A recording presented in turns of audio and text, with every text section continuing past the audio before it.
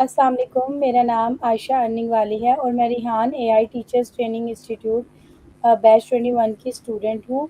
और आज हमारे साथ एक नहायत ही बासलाहियत और बावकार शख्सियत मौजूद हैं, जिन्होंने अपनी मेहनत, लगन और मुसलसल जद्दोजहद से अपनी एक मुनफरिद पहचान बनाई है।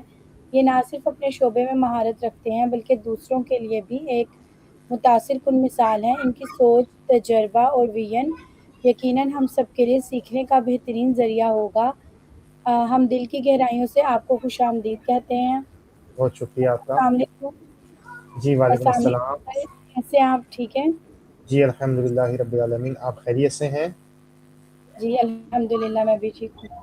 अच्छा सर, सबसे पहले मैं चाहूँगी कि आप अपना तारुफ़ करवाएँ हमारे नाज़रीन को और अपने बारे में कुछ बताएँ। जी, मेरा नाम तो वकास मार्केटिंग वाला है, जैसे स्क्रीन पर भी दिख रहा होगा आप लोगों को। और मेरा बेसिकली ताल्लुक रावलपिंडी से है। मैंने आईकॉम इंटर यहाँ से किया था। उसके बाद जो है मैं कराची चला गया था। कराची में हमारे रिश्तेदार काफ़ी ज़्यादा हैं, ननियाल भी मेरी वहीं है। तो वहाँ पर भी मैंने बीकॉम किया। और बीकॉम करने के बाद जो है, क्योंकि वो कॉमर्स की अकाउंट्स की फील्ड थी, तो मैंने तकरीबन 9-10 साल कराची के अंदर ही मुख्तलिफ़ किस्म की कंपनीज़ में, फैक्ट्रीज़ में, ऑफिसेज़ में अकाउंट से रिलेटेड जॉब वगैरह की। उसके बाद फिर जो है बाहर तंजानिया, ये अफ्रीकन अफ्रीकन कंट्री है, केनिया के पास है। तो वहाँ पर फिर वो एक हमारे जानने वाले थे, वहाँ से एक बहुत बड़ी कंस्ट्रक्शन कंपनी थी, तो काफ़ी सारी जॉब्स आई थी। तो उसमें मुझे भी चांस मिला, फिर मैं तंजानिया चला गया और वहाँ पर भी तकरीबन 10 साल ही मैंने जॉब की, मुख्तलिफ अकाउंट्स की, एडमिनिस्ट्रेशन की, फिर वहाँ पे साइट कंस्ट्रक्शन का जो मटेरियल होता था उसकी परचेजिंग की। इस तरह करते करते 10 साल वहाँ, 10 साल कराची में, फिर उसके बाद मैं पाकिस्तान वापस आ गया। तकरीबन 5 साल हो गए। अब मैं रावलपिंडी में ही हूँ, दोबारा अपने होम टाउन में। और मेरा छोटा सा अपना मेडिसिन की सप्लाई का काम है, वो कर रहा हूँ। और साथ शौक है कि कुछ फिजिकल काम के साथ साथ कुछ ऑनलाइन भी वर्किंग करूँ या बिजनेस को डिजिटलाइज करूँ। उसके लिए मैंने ये रेहान टीचर ट्रेनिंग का जो कोर्स है, इस वक्त बैच 22 का, इसमें भी एडमिशन लिया हुआ है। और इसके ज़रिए जो है एआई को सीखने की अभी कोशिश कर रहा हूँ मैं। बिल्कुल, माशाल्लाह सर, आपने मतलब काफ़ी अच्छा आपका तजर्बा है और काफ़ी कुछ आपने सीखा है। तो तंज़ानिया के बारे में बताएँ, मतलब यहाँ पर आप किस तरह की जॉब करते थे? कैसा मुल्क है ये? तंजानिया जो है अगर हम रिलीजियस वाइज कहें तो वहाँ पर हाफ जो पॉपुलेशन है वहाँ की वो मुसलमानों पे मुश्तमिल है, और हाफ जो है मुख्तलिफ़ किस्म की जो है मज़ाहिब के लोग हैं, जिसमें क्रिश्चियन भी हो गए या दूसरे मज़ाहिब भी हो गए। तो एक तो ये था। फिर ये है कि वहाँ पर जो वहाँ के जो लोग हैं वो बहुत ज़्यादा मेहनती हैं, ख़ास तौर पर जो वहाँ के मकामी लोग हैं, और गरीब भी बहुत हैं। मेहनती मैं इसलिए भी कहूँगा कि एक तो ये कि उनके बारे में, और उनको मैंने इस तरह देखा कि गुर्बत की वजह से होता ये था कि जिस तरह हमारे यहाँ, मैंने आज तक, मुझे याद नहीं है कि मैंने इतने अरसे पाकिस्तान में काम किया, जब मैं अब बात बताने लगा हूँ कोई इस तरह की बात कहे। उन लोगों का ये होता था कि वो लोग बहुत दूर रहते थे, क्योंकि वो इतने गरीब होते थे कि जो शहरी इलाके हैं वहाँ पर वो किराया अफोर्ड नहीं कर सकते थे। अब जब वो दूर रहते थे तो उनके पास किराया रोज़ का इतना नहीं होता था कि वो अपनी साइट पर, अपने काम की जगह पर जाकर जो जाते हैं वहाँ पर किराया दे सके। अब वो करते क्या थे, हमने एक बार नहीं कई बार हुआ कि कभी हमें किसी दूर जगह ट्रैवल करना है तो हम 4 बजे सुबह निकले, 5 बजे निकले। तो एक इज़्दिहाम होता था लोगों का। फिर वहाँ के लोगों से पूछे कि भाई ये लोग इतनी सुबह-सुबह कहाँ जा रहे हैं? तो पता ये लगा कि भाई ये लोग इतने गरीब हैं कि इनके पास पैसे नहीं होते हैं कि रोज़ाना किराया दें, और किराया आने का दें, और फिर उसके बाद अपने काम पर जाएँ और काम से वापस आएँ। तो अक्सर लोग पैदल चलते हैं, 1.5 घंटे, 2 घंटे पैदल चलते हैं।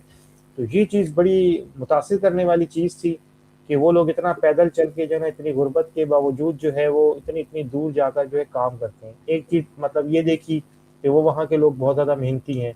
फिर ये है कि बाहर के जितने भी, मतलब हम कंट्रीज़ में जैसे जाते हैं तो हमें वहाँ के लोगों के अंदर, हम कहते हैं ना कि भाई वहाँ की आमदनी बहुत ज़्यादा है, वहाँ पर बिज़नेस बहुत अच्छा है, वहाँ पर जो है अच्छी हुँ। जॉब्स और सारी चीज़ें हैं। तो अब वहाँ पर उसके हिसाब से अगर किसी से कोई मतलब ज़्यादा सैलरी देते हैं या अच्छा बिज़नेस प्रॉफ़िट दे रहा होता है, तो वहाँ पर ये चीज़ देखी गई कि पंक्चुअलिटी बहुत है, कमिटमेंट बहुत ज़बरदस्त किस्म का होता है, और जो है ना ऑनेस्टी के साथ काम करते हैं वो। जिस बात के ऊपर वो कोई चीज़ को एग्री हो जाए, उस बात को हत्तल इम्कान मुकम्मल करने की कोशिश करते हैं। जब मैं वहाँ पर गया तो सीधी-सी बात है, मैं इतना टाइम का पाबंद नहीं था, इतनी काम के अंदर पंक्चुअलिटी नहीं थी। जब तंज़ानिया में गया तो वहाँ पर जाकर काम के अंदर पंक्चुअलिटी आई। फिर आप जब एक जगह से दूसरी जगह या एक मुल्क से दूसरे मुल्क जब जाते हैं तो वहाँ की तहज़ीब, वहाँ की सकाफ़त, वहाँ के रस्म-व-रिवाज में से बहुत सी ऐसी चीज़ें होती हैं कि जो आपके अंदर नहीं होती, लेकिन उस माहौल की वजह से इंसान के ऊपर होता है ना कि आप अच्छा लें या बुराई लें। तो बहुत सी ऐसी अच्छाइयाँ थी जो वहाँ जाकर जो है फिर आप हमार मेरा भी ज़हन खुला, और जो है अकेले रहकर किस तरह आपको मतलब सर्वाइव करना है, फैमिली आपके पास नहीं है।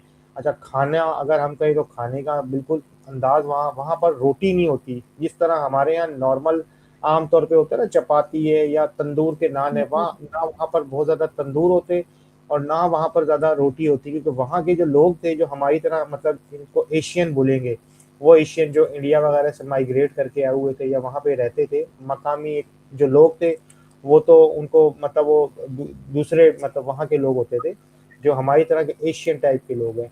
तो वो लोग भी जो है वो एक कड़क डबल रोटी बोलते हैं कराची के अंदर। तो उस तरह की कड़क डबल रोटी, उसको वो पाव बोलते थे वहाँ के लोकल में, पाव। तो वो उससे वो सालन के साथ खाते थे। जब शुरू-शुरू में हमें भी ऐसा इत्तेफ़ाक हुआ किसी के पास सालन खाने का, तो हम रोटी का इंतज़ार कर रहे थे, रोटी तो नहीं मिलती थी, या चावल या इस तरह हुँ। की वो कड़क डबल रोटी टाइप की चीज़ होती थी, जिसको जो है ना तोड़-तोड़ के सालन में या शोरबे में डुबो के खाते थे। तो अब इस तरह की चीज़ें हैं कि जब एक मुल्क से दूसरे मुल्क गए तो वहाँ पर जाकर फिर किस तरह सर्वाइव करना है, किस तरह तकालीफ को बर्दाश्त करना है, किस तरह के चैलेंजेस। फिर उसके अंदर यही हुआ कि जो है अकाउंट्स की जैसे मेरी जॉब थी, और अकाउंट्स की जॉब के साथ जो है मुझे फिर शौक था कि मैं आगे बढ़ूँ ना। तो अब हुँ। फ़ायदा ये हुआ कि वहाँ की कंपनी जो थी उनके पास काम बहुत थे, तो आहिस्ता-आहिस्ता ये हुआ कि मुझे फिर वो अकाउंट्स की जॉब के साथ फिर कुछ साइट पर बाद में भेज दिया। वहाँ पर जो बिल्डिंग मटेरियल होता है उसको परचेज़िंग करने का जो है ना वो मुझे रिस्पॉन्सिबिली दी गई।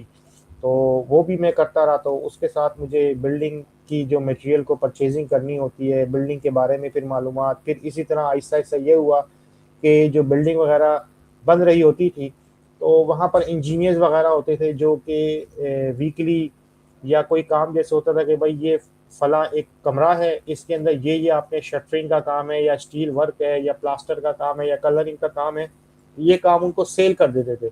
अब काम सेल कर दिया, मिसाल के तौर पे कोई काम था 5 लाख रुपए का, कोई 8 लाख रुपए का, तो अब वो काम की जो पेमेंट है उसको जो कन्फर्म करना है या उसको जो ऑडिट करना है, उसको चेक करना है, चेक एंड बैलेंस करना है, तो वो मुझे इन्वॉल्व किया हुआ था उसमें। तो अब ये हुआ कि इंजीनियर के साथ जो है उसकी फाइनल मेजरिंग करना, फाइनल वर्क को जो है ना वो चेक करना कि ये आया कि ये चीज़ फाइनल हुई है या नहीं हुई। तो उसको करने से भी बहुत सारी बिल्डिंग में बनने वाली चीज़ें और बिल्डिंग में फाइनलाइज़ होने वाली चीज़ों के बारे में मालूमात मिली कि आया कि मैं कोई इंजीनियर नहीं था, मैं इंजीनियर हूँ, लेकिन ये कि चीज़ों के बारे में पता लगा। ये नहीं कि मैं गया एक अकाउंटेंट की जॉब पर था, लेकिन जब अल्हम्दुलिल्लाह मैं वापस आया तो मुझे कंस्ट्रक्शन, बिल्डिंग मटेरियल, इसी तरह एडमिनिस्ट्रेशन, साइट की स्टाफ के जैसे कोई आता था बाहर से तो उसके लिए क्या अरेंजमेंट करना है, किसके हिसाब से उसके को घर का क्या अरेंजमेंट करके देना है, कोई कन्वेंस है, कोई ट्रांसपोर्टेशन है। फिर मेरे पास जो है वहाँ पर तकरीबन मुझे याद पड़ता है 150 के करीब बड़े-बड़े ट्रक्स थे। उन 150 ट्रक्स की जो है ना वो सारी जो डॉक्यूमेंटेशन है हमारे पाकिस्तान के अंदर, तो क्या होता है कि अगर कोई ट्रक्स वगैरह बाहर मतलब रोड पर जाते तो मेरी मालूमात के मुताबिक उनके इतने डॉक्यूमेंट्स नहीं होते ना, वहाँ पे 5-6 किस्म के हुँ। स्टिकर्स होते थे, जो शीशे पे लगे हुए होते थे। अब कोई स्टिकर जो है फलाँ कैटेगरी का है, कोई फलाँ कैटेगरी का है, उसके ऊपर डेट मेंशन होती थी। तो उसका पूरा रिकॉर्ड भी मेरे पास होता था कि कौन-सा ट्रक नंबर है या कौन-सी गाड़ी नंबर है, उसकी ये चीज़ कब जो है ना एक्सपायर हो रही है, तो उससे पहले जो है ना उसको अप्लाई करना और रिन्यूअल कराना। तो इस तरह और बहुत सारे जो है ना मिक्स काम थे। तो ये कि अल्हम्दुलिल्लाह मैं वहाँ ज 10 साल रहा हूँ तो मुझे एक बहुत वसी, अगर मैं कहूँ तो मुझे तजुर्बा हासिल हुआ ज़िंदगी का, लाइफ़ का और जो है ना प्रोफ़ेशनल लाइफ़ का और अब्रॉड का, कि कैसे बंदे को अपने आप को जो है एडजस्ट करके जो है ना आगे बढ़ाना पड़ता है। ये मैंने मुख्तसर आपको वहाँ के बारे में। बिल्कुल। तो सिर्फ़ वहाँ के लोग जो हैं वो मतलब क्या उनकी ज़ुबान क्या है, वो क्या ज़ुबान बोलते हैं? वहाँ की जो वैसे जो वहाँ की मकामी ज़बान है वो उसको कहते हैं स्वाहिली। स्वाहिली ज़बान कहलाती है ये, और स्वाहिली ज़बान के अंदर वहाँ के जो लोग बताते हैं उसके अंदर मिक्स थोड़ी सी, जैसे अब क्या है कि वहाँ पे उर्दू बोलने वाले जिसको हिंदी बोलने वाले कहते हैं वो लोग भी हैं, फिर हुँ, इंडिया के जो गुजराती लोग हैं वो भी हैं, फिर कुछ मेमन लोग भी हैं, फिर अंग्रेज़ भी हैं। तो इसी तरह अरबी जो है वहाँ के उलमा बहुत अच्छी अरबी बोलते हैं, अरबी में बयान होते हैं। तो कहते ये हैं कि कुछ मैंने भी ऐसे अल्फाज सुने जब सीखा, तो उसमें कुछ अल्फाज ऐसे थे कि जो हमारी उर्दू के अल्फाज है। तो बहुत सारी मिक्स लोगों की मिक्स जबानों पर मुश्तमिल ये एक स्वाहिली जबान है जो वहाँ के लोग जो है ना बोलते हैं। बिल्कुल। अच्छा सर, शुरू में आप मतलब एक अलग मुल्क में गए, तो वहाँ पर आपको शुरू में क्या मुश्किलात का सामना करना पड़ा?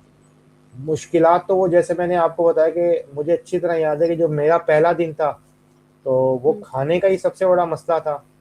तो हुँ, खाना अब क्या होगा, अक्सर मुझे अभी भी याद है स्टार्टिंग में तो ऐसा होता था कि डबल रोटी और अंडा, डबल रोटी और अंडा, क्योंकि रोटी मिलती नहीं थी, और पाकिस्तानी से तो हमें वो चाहिए होती थी कि रोटी खाएं या फिर वो चावल।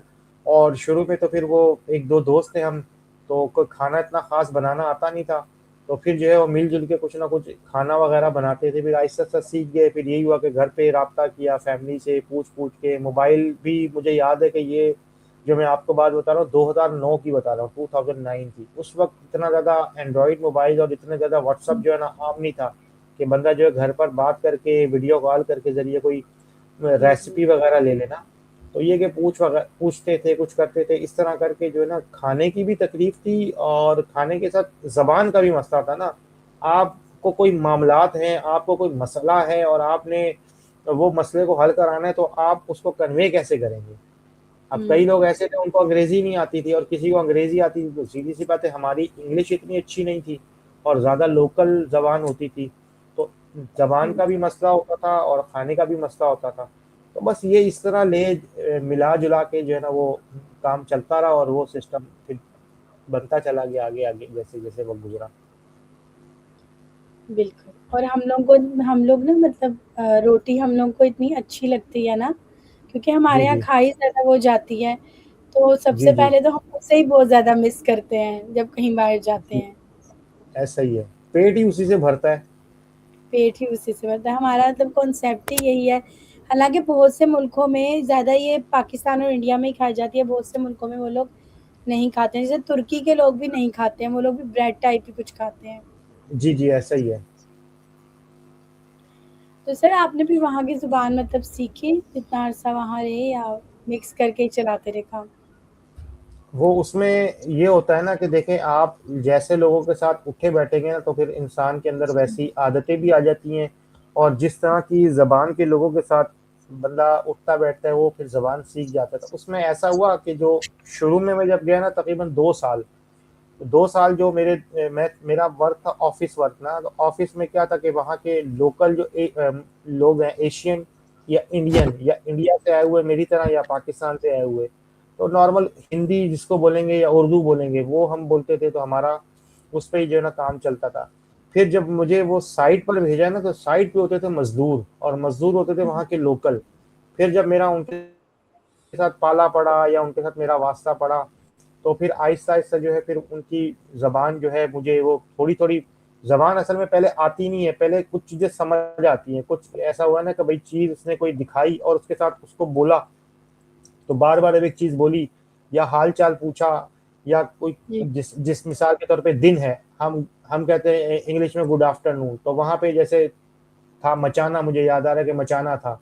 अब सुबह को बोलते थे अस्सुबुही, इसी तरह रात को कुछ और, तो आहिस्ता-आहिस्ता करके ये चीज़ें फिर हाल-चाल हो गया, फिर और थोड़ी बहुत चीज़ें, तो इस तरह करते-करते जो फिर वो ज़ाहिर-सी बात है फिर मैं वहाँ पे 10 साल रहा हूँ और 2-3 साल मैंने ऑफ़िस वर्क किया, फिर साथ मुझे साइट पर भी। तो बाद में फिर ऐसा हुआ कि निज़ाम चल जाता था, इतनी ज़बान आ गई थी कि कुछ ना कुछ हम अपनी बात जो है सामने वाले को समझा देते थे, और अक्सर बातें उनकी भी हम समझ जाते थे। बिल्कुल। तो सर वहाँ के मतलब लोगों का रवैया कैसा होता है? वहाँ के लोगों का देखें, ये तो एक हर जगह का ऐसा ही है कि अगर आप जैसा किसी के साथ बिहेव करेंगे, सामने वाला भी वैसा ही बिहेव करेगा। तो जो जी। मेरा तजुर्बा है वो तो यही है कि अगर आप सख्त मिजाज हैं, आप गुस्सीले हैं, आप बदतमीज़ हैं, तो ज़ाहिर-सी बात है, फिर वही बात है कि जैसे बॉल को दीवार पे मारेंगे वो उतने जो है ना ताकत के साथ रिटर्न आएगी। तो लोग वैसे हुँ, अच्छे थे वहाँ के, तो लेकिन यही है कि वही बात है कि अगर किसी के मिज़ाज के बंदा खिलाफ बात करता है तो फिर वो तो सामने वाले को बुरा ही लगता है। तो नॉर्मली जो है वहाँ के लोग अच्छे और जिसको बोले मेहमान नवाज़, बल्कि मैं अगर आपको उस तरह बताऊँ कि एशियन जो हमारे थे, तो जो ज़्यादा हमें, जैसे आपने रवैये की बात की तो इससे याद आया कि जब पहला साल था हमारा रमज़ान का, तो हमारे कुछ दोस्त थे वहाँ पे मुसलमान, तो उनकी जो दोस्त की अम्मी थी, उन्होंने कहा कि भाई ये जो आपके दोस्त वगैरह पाकिस्तान से आए हुए हैं, इनको बोलना कि अब जो रमज़ान है इसमें इनको परेशान नहीं होना है सहरी के लिए या इफ्तारी वगैरह के लिए। तो उनका बेटा हर रोज़ 30 के 30 दिन उन्होंने कहा कि आपने कुछ नहीं पकाना, हर रोज़ वो जो है ना रात को 12-1 बजे हमें सहरी के लिए 2-3 बंदों का पूछते थे अफराद का, वो सहरी उनकी अम्मी भिजवाती थी। तो ये अगर हम कहें तो ये बहुत एक बड़ी बात होती है, 1 दिन 2 दिन नहीं बल्कि 30 के 30 दिन जो है ना वो सहरी भिजवाती थी, और इफ्तारी का भी हो जाता था कि कहीं न कहीं पे तरतीब बन जाती। तो इस तरह के लोग वहाँ के जो हैं बाहर के लोगों का बहुत इस तरह ख़्याल भी रखते थे कि भई ये लोग अकेले हैं, इनकी फ़ैमिली नहीं है, फ़ैमिली के बगैर हैं। तो ख़ासकर के रमज़ान वग़ैरह में इस तरह का भी हमारे साथ अच्छा सिलसिला रहा हुआ था। बिल्कुल। और ये बहुत अच्छी चीज़ है मतलब कि कोई कोई हमारी सकाफ़त को देख के और जी, उसको जी। देख के हमारे लिए कुछ करता है। अच्छा ऐसा सर ही आप है। बताना चाह रहे हैं आपने वहाँ पे कोई बिज़नेस भी मतलब किया? बिज़नेस का ऐसा हुआ कि बिज़नेस तो यूँ हुआ कि वहाँ के जो चीज़ें हैं ना वो तकरीबन एक्सपोर्ट ही सॉरी इम्पोर्ट ही होती है ना, एक्सपोर्ट तो होता है कि भेजना, इम्पोर्ट का मतलब है हुँ, कि वो वहाँ पे मँगवाना। तो वहाँ की जो, वैसे मैं आपको बताऊँ वहाँ पे जो उस मुल्क की अर्निंग या इनकम की 2-3 चीज़ें, एक तो ये कि वहाँ पर काजू जो हम खाते हैं, वो काजू वहाँ से आता है। ओवरऑल पूरी दुनिया में काजू के खेत या बाग जो भी होंगे वो मैंने खुद देखे हैं। कॉफ़ी जो है वो केनिया और ये तंज़ानिया, कॉफ़ी वहाँ की जो मशहूर है, कॉफ़ी के मैंने खुद बागात देखे हैं कि जितने भी जब हम शहर से बाहर जाते थे तो वहाँ पर जो है ना कॉफ़ी के बागात होते थे। चाय भी जो है ना वहाँ पे, मतलब केनिया की जैसे चाय मशहूर है, केनिया, तंज़ानिया। और इसी तरह वहाँ पर ये जो हम देखते हैं ना कि मुख्तलिफ़ किस्म के जंगल की वीडियोज़ आती हैं, शेर है और मुख्तलिफ़ किस्म के लाइव जानवर हैं, रोड हुँ, पर आ जाते हैं, तो ओवरऑल वो तंज़ानिया में जहाँ पर है वहीं की है, क्योंकि मैं खुद गया हूँ, वहाँ पे बाकायदा फ़ीस होती थी $10, $20, $50 एंट्री फ़ीस होती थी, और ये जो जितने भी जानवर हैं, ये वहाँ पे ओपन नज़र आते थे। तो ये उनकी मतलब एक आमदनी का ये भी ज़रिया है ना वहाँ पे। बिल्कुल। तो आपने, तो हाँ, सर मेरे से आप ये पूछा था कि मैंने फिर कोई बिज़नेस किया। मैं फिर अपना ये हुँ, बताऊँ कि मेरा बिज़नेस, ज़ाहिर-सी बात है वहाँ इस तरह हम बिज़नेस जो है ना वो सख्ती है। आपके पास जो वीज़ा है आपने उस वीज़े की जो डेज़िग्नेशन है जॉब की, वो वही डेज़िग्नेशन की एक कंपनी में जॉब करनी है। अगर बिज़नेस करना है तो उसके लिए वो बहुत लंबा उनका वहाँ प्रोसीजर था, बिज़नेस करना आसान नहीं था। हाँ, इन मानों में बिज़नेस यूँ होता था कि जब हम वापस आते थे, जैसे 2 साल की छुट्टी मिली, तो बाद में मेरी फिर फैमिली भी साथ थी, 2-3 साल अकेला ही था मैं, बाद में फिर फैमिली भी साथ थी, तो फिर ये होता था कि इनकी औरतें को जानने वाली, तो वो वहाँ के लोगों को ना पाकिस्तानी लेडीज़ सूट बहुत पसंद थे। तो इस तरह के हम लेडीज़ सूट ले जाते थे साथ अपने। फिर यहाँ हुँ, के जैसे कुर्ते होते हैं मर्दों को, वो कुर्ते पसंद होते थे, कराची में थे तो वहाँ से मैं कुर्ते वगैरह ले जाता, तो इस तरह की कुछ चीज़ें ले ली, या कोई दोस्त वगैरह आए तो उनके साथ कुछ चीज़ें मँगाकर इस तरह हम छोटा-मोटा करते रहते थे कि चलो जॉब के साथ जो है ना हमें ये काम का भी तजुर्बा हो जाए। तो इस तरह जो है बस इस अंदाज़ में थोड़ा बहुत हमने बिज़नेस किया वहाँ पे। बिल्कुल।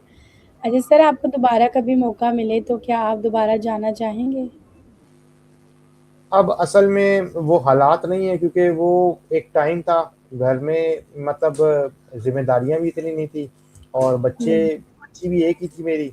अब बच्चे भी बड़े हो गए हैं, तो अब दिल तो करता है, दिल किसका नहीं करेगा कि अच्छी और जो है ना अच्छी आमदनी वाली लाइफ़ हो, लेकिन फिर प्रॉब्लम ये है कि हुँ, पीछे जो है ना वो बच्चों की अम्मी, बच्चों बड़े हो गए तो उनको अकेले सँभाल नहीं सकती। तो अब वो हुँ, हालात उस अंदाज़ के हैं नहीं कि फ़ौरन स्टेप लें और फ़ौरन चले जाएँ।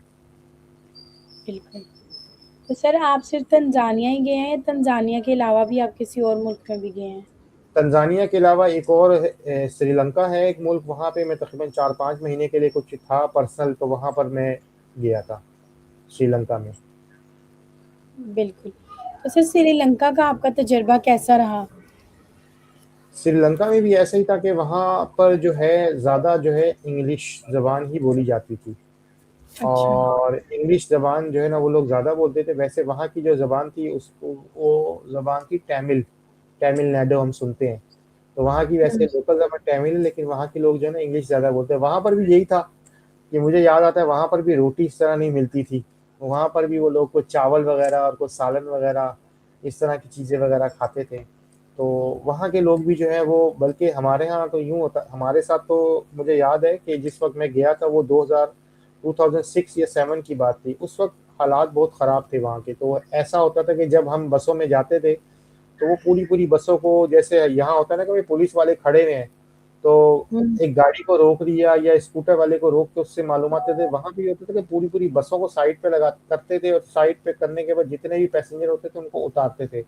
अच्छा, अब हमारा क्या होता था कि जब वो हमारे बारे में पूछते थे, हम उनको अपना शनाख्ती कार्ड दिखाते थे, तो मुझे याद आता है और मुझे समझ नहीं आता कि क्या था, जब वो सुनते थे ना पाकिस्तानी, तो हमें साइड पे कर देते थे।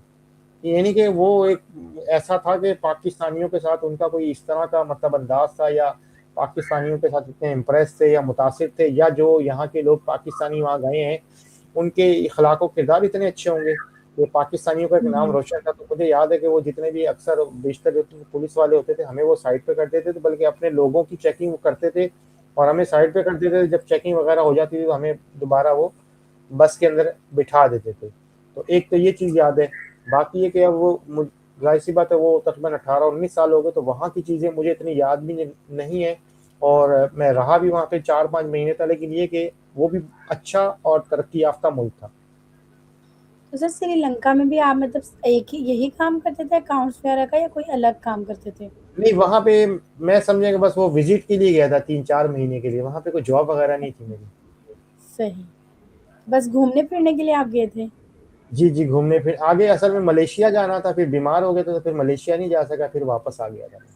4 महीने तो लगे सर थे। ये श्रीलंका जो है क्या ये तंज़ानिया और कीनिया के पास है या दूर है थोड़ा? नहीं, नहीं, ये श्रीलंका जो है ये इस तरफ है, इंडिया की तरफ। समझिए कि इंडिया की पट्टी में अगर हम इसको कहेंगे, एशिया में ही है। क्योंकि जब हम गए थे तो हमारी फ्लाइट का जो ड्यूरेशन था कराची से वो 4 घंटे का था। तो हमारी जो श्रीलंकन एयरलाइन थी मुझे याद पड़ता है वही थी, तो वो बम्बई में रुकी थी जाके। बम्बई में जो है पाकिस्तान से जो मतलब पैसेंजर गए वो कुछ उतर गए और कुछ नए पैसेंजर बम्बई से चढ़ गए। तो फिर ये जो है वो बम्बई से आगे दोबारा वो श्रीलंका गए थे। तो ये मेरा ख़्याल है कि वो इंडिया, मालदीव या इस तरह के जो बांग्लादेश हैं ये उसी पट्टी में श्रीलंका आते हैं। तो सर आपका तो मतलब बड़ा अलग-सा एक्सपीरियंस है ना? मतलब डिफरेंट डिफरेंट मुल्क में जाने का। जी, यहाँ जी। पर हमारे यहाँ ज़्यादातर होता है लोग दुबई चले जाते हैं, सऊदी अरब चले जाते हैं, अमेरिका, कनाडा वगैरह। जी, तो ऐसा आपके ही तो है। काफ़ी डिफरेंट है। जी, जी। और वहाँ से ये था तंज़ानिया से मैं कीनिया भी 2-3 बार गया हूँ ना। कीनिया समझने का था बाय रोड था। एक बार तो ये हुँ, हुआ कि मेरी फैमिली को जाना था पाकिस्तान, तो मैं जिस शहर में था तो वहाँ से बॉर्डर करीब था ना, तो एक अच्छा और एक्सपीरियंस होता था कि एक मुल्क से दूसरे मुल्क बाय रोड जाते हैं तो क्या सिस्टम होता है। तो वो बॉर्डर हुँ, होता था, वहाँ पे फिर इमिग्रेशन वाले होते थे, हमने अपना पासपोर्ट इन कराया, फिर दूसरे उधर गए तो वहाँ पे आउट कराया। तो इस तरह एक बार फैमिली को छोड़ना था तो कीनिया एयरपोर्ट पे उनको छोड़ना था, तो वहाँ पे मैं छोड़ने गया था। फिर हमारे कुछ स्टाफ के लोगों को एक दफ़ा आना था तो उनको लेने के लिए फिर वहाँ से बाय रोड मैं कीनिया गया था। एक आध बार भी मुझे याद पड़ता है, एक बार और जो है वो कीनिया भी मैं गया था वहाँ पे। ठीक है। तो सर आपकी ज़िंदगी का सबसे बड़ा मतलब सबक क्या है, मकसद क्या है? आप अपनी ज़िंदगी को आगे कैसे लेकर जाना चाहते हैं? सबक तो यही सीखा मैंने कि जब मैं बाहर गया तो मुझे पता लगा कि टाइम और मैनेजमेंट और वक़्त की कितनी अहमियत है, कि वो चीज़ हुँ, मैंने वहाँ जाकर सीखी कि जो बाहर के लोग हैं वो जो कामयाब हैं उसकी वजह टाइम मैनेजमेंट है उनकी। टाइम पे कमिटमेंट किया तो कोशिश होगी कि अपने काम को मुकम्मल कर लें। और बल्कि मुझे अच्छी तरह याद है जो हमारे बॉस थे, वो अगर मिसाल के तौर पे मीटिंग का टाइम देते थे 9 बजे का, तो हमारे यहाँ तो था 9 बजे का टाइम दिया तो साढ़े 9 10 बजे आ रहे हैं। बल्कि जो मेन बंदा हुँ, होता था मीटिंग वाला, लेने वाला, बाज़ औक़ात वो पौने 9 बजे आ गया। बाज़ औक़ात वो 8:30 पे आके पहले से बैठ गया। दूसरे लोग आएँगे तो वो देख के परेशान हो जाएँगे कि भाई ये क्या? जो मेन बंदा है जिसको लेट आना होता है अब दूसरे मुल्कों में वो तो पहले आके बैठ गया। तो ये चीज़ हुँ, सीखने और ये चीज़ से जो है ना अभी तक मुझे बहुत ज़्यादा फ़ायदा है। मेरी अब पहले इतनी आदत नहीं थी कि जल्दी मतलब काम पर जाने की। एक बीइंग अ मुस्लिम फजर की नमाज के लिए उठना वो एक अलग चीज़ है। वो ज़ाहिर सी बात है पूरे साल टाइम चेंज होता है ना, कभी 5 बजे नमाज है, हुँ, कभी 6 बजे है, कभी 7 बजे तक टाइम जाएगा। लेकिन ये कि वर्किंग जो बंदे का एक टाइम का वो वो टाइम होता है एक काम का, तो वो तो एक पूरे साल एक ही जैसा होता है ना, 8 बजे, साढ़े 8 बजे, 9 हुँ, बजे, 7 बजे, साढ़े 7। तो ये कि मुझे वहाँ पर रहकर जो है ना टाइम मैनेजमेंट और टाइम की अहमियत और वक़्त की पाबंदी का बहुत मतलब समझे कि आदत बनी, और वो मेरे लिए वही सबक है कि अगर वक़्त की बंदे को अहमियत का पता लग गया और वक़्त की पाबंदी करना शुरू कर दे, तो मुझे नहीं लगता कि फिर तरक्की उससे कहीं दूर रहेगी। बिल्कुल। सर आप नौजवानों को क्या मशवरा देना चाहेंगे? नौजवानों को ये मशवरा मेरे मुझे समझ में आता है कि एक तो वो शॉर्टकट ना अपनाएँ कि जल्दी मतलब कोई ऐसा काम कर लें कि जल्दी जो है ना हमारी कोई ऐसी आमदनी हो जाए और हम जो है ना वो हुँ, जिसको बोलें कि रातों-रात अमीर हो जाएँ या बहुत जल्दी अमीर हो जाएँ। दूसरा ये कि किसी को देखकर कि ये जो है लाखपति हो गया, ये करोड़पति हो गया, यही वाला काम हम कर लें। ये नहीं कि किसी ने फर्नीचर का काम किया हमारे ख़ानदान में, तो अब आप दूसरा बंदा कहे यार यही काम सबसे अच्छा है। किसी ने ट्रैवलिंग का काम हुँ, किया दोस्त ने, तो हम समझे कि भाई ये कारवान का काम कर रहा है, हज-उम्रा का काम कर रहा है, हम ये काम कर लें। काम कोई भी बुरा नहीं होता, और काम जो है ना फिर ये कि हर एक के लिए हर काम हो ये ज़रूरी नहीं। हर कोई नौकरी के लिए बना नहीं, और हर कोई जो है ना हुँ, बिज़नेस के लिए बना नहीं है। तो ये एक अल्लाह की तक़सीम कारी है, जो जिस हाल में उस पे उसको जो है ना साबिर और शाकिर रहना चाहिए। लेकिन अगर मिसाल के तौर पे हमें ऐसा लगा कि भई मेरा दोस्त जो है कोई ट्रैवलिंग का कारोबार कर रहा है और इस काम के अंदर बड़ी क कमाई है, तो इसका जो नौजवानों को मैं ये एक मशवरा दूँगा, उसमें देखें, ये करें कि आप किसी के पास 6 महीने या 1 साल, कम से कम 6 महीने से 12 महीने जॉब कर लें या उधर आना-जाना शुरू करें। उस काम के अप एंड डाउन को समझें, उसके सेटअप को समझें। काम शुरू कैसे होता है, अगर कोई परचेज़िंग करनी है तो परचेज़िंग कैसे होती है, सेलिंग कैसे होती है, उसके अकाउंट्स कैसे होते हैं, अगर वीज़ों का काम है तो वीज़े कैसे लगते हैं, और समझे कि कस्टमर आते हैं तो उनसे बात कैसे करनी होती है। तो मतलब इसी तरह हुँ, कोई कपड़े का काम है तो उसमें खरीदारी कैसे होती है, लोगों के साथ डीलिंग कैसे होती है। ये सारी चीज़ें सीखने के बाद फिर आप सही मानों में अब अपने बारे में समझ सकते हैं कि क्या ये मैं काम कर सकता हूँ या नहीं कर सकता। तो कोई भी काम करना है तो उस काम को करने के लिए कुछ एक्सपीरियंस ले लें, क्योंकि हमारे सामने के ये तजुर्बे हैं कि इससे कोई इनकार नहीं करेगा कि कई ऐसे कारोबार होते हैं जो बच्चों को विरासत में मिलते हैं। लेकिन हुँ, वो चलने वाले कारोबार जो विरासत में किसी बच्चे को मिलते हैं, वो बच्चे चला नहीं पाते हैं, क्योंकि उनको तजुर्बा और एक्सपीरियंस नहीं होता है। तो जब एक अक्सर जो है विरासत में चले चलाए बिज़नेस को नहीं चला पाते, तो जिसको बिज़नेस करना ही नहीं आता, तो वो फिर बिज़नेस को कैसे करेगा? हुँ। और सही आपने बहुत अच्छा मशवरा दिया है कि अगर आप जो काम करना चाहते हो आप उसमें 1 साल तक या 6 महीने तक काम करके आप उस काम में थोड़ा तजर्बा हासिल कर लो, काम जी, की जी, नौइयत को समझ लो कि आया कि आपको उस काम में दिलचस्पी भी है या नहीं है। ऐसा और ही है। विरासत में मैं मतलब काम की यहाँ पर एक बात कहना चाहूँगी, हमारे पाकिस्तान में क्या होता है, हम लोग मतलब ये अपने बच्चों के साथ ना शायद कह लें कि आप ज़्यादती ये करते हैं कि हम उन्हें शुरू से ना छोटा-छोटा कहकर रखते हैं, हम उन्हें उस चीज़ के अंदर डालते नहीं हैं कि अमली ज़िंदगी है ना असल में, जी, जी, हमने तो अमली ज़िंदगी गुज़ारनी है। तो हम लोग बच्चों को शुरू से कारोबार में इन्वॉल्व नहीं करते, लेकिन बाहर के मुल्कों में क्या होता है, बच्चे बहुत छोटी उम्र से ही छोटी-छोटी जॉब्स करते हैं और वो मतलब छोटी उम्रों से ही कमाना सीखते हैं। और वो जी, लोग जी, वहाँ पर ये नहीं समझते कि मतलब कि कोई काम बड़ा है या छोटा है या बुरा है, कि हमारे बच्चे अभी छोटे हैं तो वो क्यों करें, जब बड़े हो जाएँगे तो कुछ ना कुछ कर लेंगे, कोई मुस्तकबिल बना लेंगे। तो मैंने मतलब कुछ वीडियोज़ और ये चीज़ें देखी हैं कि जैसे जो है वो बच्चों को मतलब शुरू से ही कारोबार की तरफ लेके आते हैं जो कि अच्छी चीज़ है। अब ऐसा ही है। हमारे यहाँ क्या है कि मतलब डिग्रीज़ हमारे पास हैं लेकिन हमारे पास जॉब्स हैं नहीं, क्योंकि जी, हमारी जी, गवर्नमेंट के पास इतने ज़राए हैं भी नहीं वसाइल और वो देना भी चाहें तो वो नहीं देते हैं। ऐसा कारोबार ही हम है। लोग कर नहीं सकते क्योंकि हम लोगों के पास इन्वेस्टमेंट नहीं है। ऐसा ही है। और एजुकेशन भी हम अपने बच्चों को उस तरह की नहीं दे रहे हैं कि जो वो लेकर तो फ़ौरन मतलब किसी अच्छी पोस्ट पर या चीज़ पर चले जाएँ। अच्छा इसमें जी, मैंने एक चीज़ देखी है वो लोग कारोबार में ज़रूर कामयाब होते हैं जैसे जो जिनके मतलब भाई बड़े हैं या माँ-बाप हैं और वो अपने छोटे-छोटे बच्चों को शुरू से उस काम में लेकर आते हैं, कि आप 1 ऐसा ही घंटा है। 2 घंटे दो, आप हमारे साथ बैठो, देखो काम को। तो आहिस्ता-आहिस्ता उनकी दिलचस्पी खुद ही बढ़ने लग जाती है। जी, ऐसा ही है। बिल्कुल। सर आपका बहुत ज़्यादा शुक्रिया, आप अपने कीमती वक़्त में से हमें वक़्त दिया और आपके साथ बात करके बहुत अच्छा लगा। एक नए मुल्क के बारे में मैंने सीखा और जाना, जिसके बारे में मुझे नहीं पता था कि मतलब वहाँ की सक़ाफ़त क्या है, वहाँ पर लोग कैसे गुज़ारते हैं। आपने अपने तजुर्बात हमारे साथ शेयर किए। यकीनन जो आपकी गुफ्तगू है वो हमारे नाज़रीन के लिए भी बहुत ज़्यादा मौसर और फ़ायदेमंद रही होगी। तो thank you so much sir for coming to my आपका शो। भी बहुत शुक्रिया कि आपने जो है अपना वक़्त दिया और उसके बाद जो है आपने जो है ना मुझे इसका मौका दिया कि चलें आपने मुझसे सवाल किए और मैंने फिर अपने जो लाइफ़ जर्नी थी उसके बारे में वो जवाबात की सूरत में चीज़ें लोगों तक पहुँचाई। और आपकी लाइफ जर्नी से हमने मतलब बहुत कुछ सीखा। उम्मीद है मेरे नाज़रीन भी बहुत कुछ सीखेंगे। Thank you so much. अल्लाह हाफ़िज़। अल्लाह हाफ़िज़।